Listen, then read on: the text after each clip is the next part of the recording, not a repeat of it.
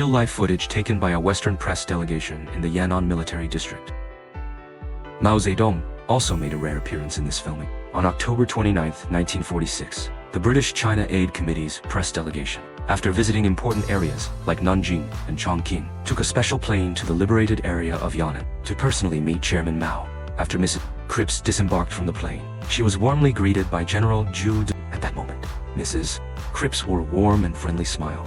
The next day, Chairman Mao, together with General Zhu and his wife, hosted a lively welcome banquet for Mrs. Cripps and her delegation.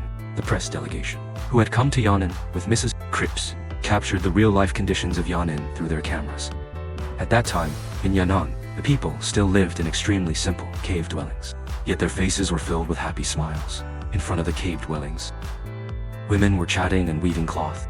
Children's laughter echoed in the air, and life seemed peaceful and harmonious. That day also coincided with the village elections in Yan'an's Kilipu. The press delegation visited the election site, one by one. The candidates took the stage, enthusiastically sharing their views and opinions to gather support for their candidacy. However, at that time, the literacy rate was not high, and only a few people were truly literate. So, the locals, relying on past experience, used a method of voting by marking lines with a burning stick.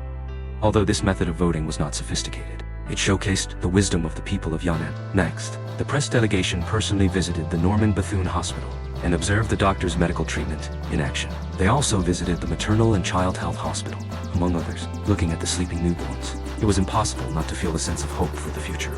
This is the real-life footage of Yan'an in 1946. Although life was simple and frugal, it was full of vitality. This precious footage recorded a legendary chapter in Yan'an's history. It is also a valuable legacy left to us by our revolutionary predecessors.